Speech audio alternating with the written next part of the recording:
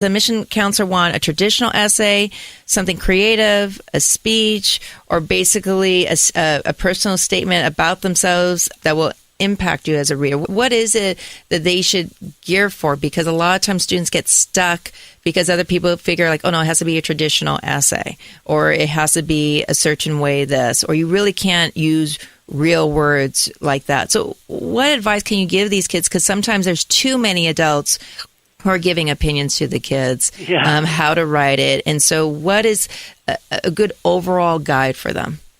Yeah, I mean, over-editing is a real thing. That's absolutely something that I feel a lot of students run into. Yeah. And something that, believe it or not, we can spot in an essay pretty quickly, where, we spend all of our day, for long stretches of our year talking with high school students.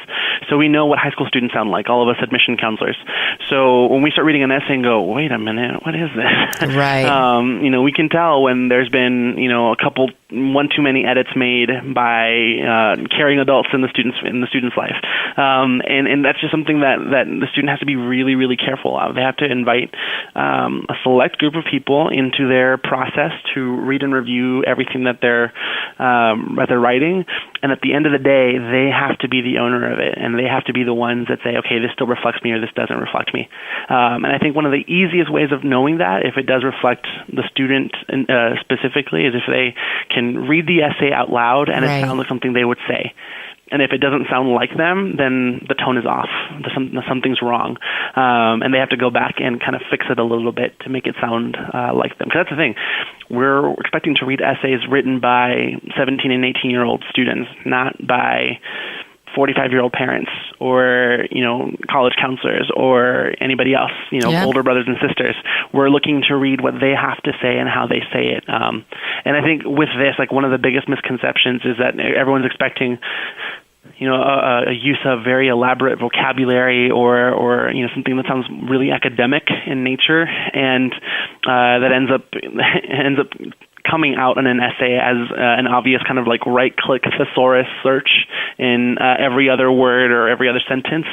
And you can tell that a student doesn't use those words all the time because of how it flows. And that's not a knock against the student that they don't use really elaborate or advanced vocabulary. It's just, if they don't talk like that, there's no reason to be writing this essay like that, because this isn't an academic essay.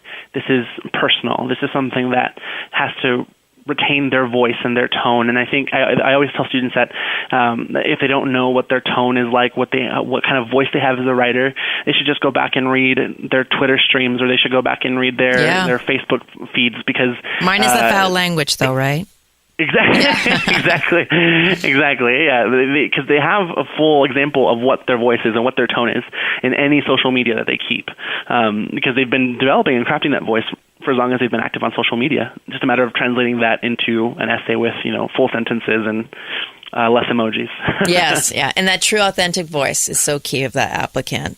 So, any last words or wisdom to all our listeners out there? Oh yeah, have fun with this. This process is one of the coolest experiences of your life, or it really can be, because it's one of the first times that students are asked to be introspective and really self-reflective in their life, and learn about themselves as they're learning about colleges and learning about what's a good fit for them academically.